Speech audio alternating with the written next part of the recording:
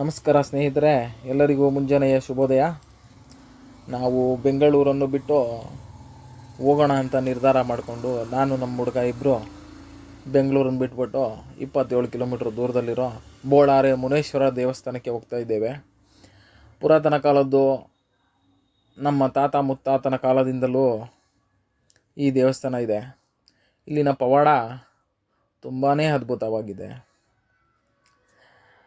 26 kilometre ನಂತರ ಬೋಳಾರೆ gate ಬರುತ್ತೆ. ಇದೇ ನೋಡಿ ಗೇಟು. ಇಲ್ಲಿಂದ ಬಲಕ್ಕೆ ತಿರುಗಿದಾಗ 1 ಕಿಲೋಮೀಟರ್ ಮುಂದೆ ದೇವಸ್ಥಾನ ಇದೆ. ಇಲ್ಲಿಂದ ಸುಮಾರು ನಮ್ಮ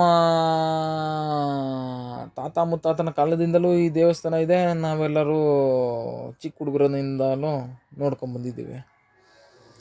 ಎಲ್ಲ ಕಡೆ ದೇವಸ್ಥಾನದಲ್ಲಿ ದೇವರು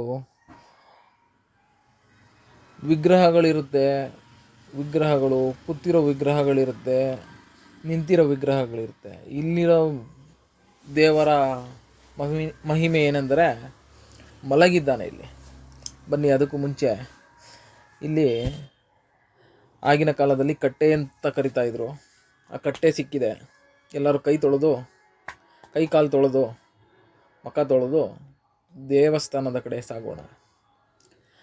ಸರಿ, ಅಲ್ಲಿಗೆ ನಾನು ಹಿಂದೆ ಮಾತನ್ನು ಕಂಟಿನ್ಯೂ ಮಾಡ್ತೀನಿ. ಇಲ್ಲಿ ಮಲಗಿರೋ ದೇವರನ್ನು ನೋಡಲು ನಾನು ಇದುವರೆಗೂ ಎಲ್ಲೂ ಮಲಗಿರೋ ದೇವರನ್ನು ನಾನೆಲ್ಲೂ ನೋಡಿಲ್ಲ. ಇದೊಂದೇ ದೇವರು ನಾನು ನೋಡಿರೋದು. ತುಂಬ ಐತಿಹಾಸಿಕ. ತುಂಬ ಜನ ಕಷ್ಟದಲ್ಲಿದ್ದಾಗ ಬಂದು ದೇವರ ಬಳಿ ಪ್ರಾರ್ಥನೆ ಮಾಡಿದ್ದಾಗ ದೇವರು ತುಂಬ ಜನರ ಕಷ್ಟಗಳನ್ನು ಪರಿಹಾರ ಮಾಡಿದ್ದಾನೆ. ತುಂಬ ಪವಾಡ ಇರುವ ದೇವರು. ಇಲ್ಲಿನ ದೇವಸ್ಥಾನದಲ್ಲಿ ಬನ್ನಿ, ಗರ್ಭಗುಡಿಗೆ ಒಳಗೆ ದರ್ಶನ ಮಾಡಿಕೊಂಡು ಬರೋಣ.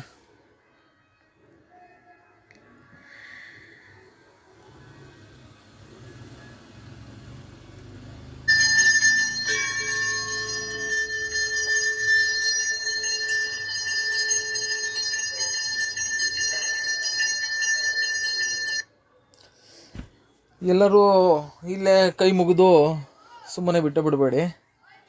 ಕನಕ ರಸ್ತೆಯಲ್ಲಿ ಸಾಗುತ್ತಿರುವಾಗ ನಿಮ್ಮ ಪಯಣ ಇಲ್ಲೂ ಬಂದು ದೇವರ ದರ್ಶನ ಮಾಡಿ ಸ್ವಲ್ಪ ಹೊತ್ತು ವಿಶ್ರಾಂತಿ ಪಡೆದು ಮುಂದೆ ಸಾಗಿ. ದೇವರ ಪವಾಡ ತುಂಬಾ ಅದ್ಭುತವಾಗಿದೆ. ಇಷ್ಟು ಹೇಳಿ ನನ್ನ ಮಾತನ್ನು ಮುಗಿಸ್ತಾ ಇದ್ದೀನಿ. ಧನ್ಯವಾದಗಳು ಗೆಳೆಯರೇ.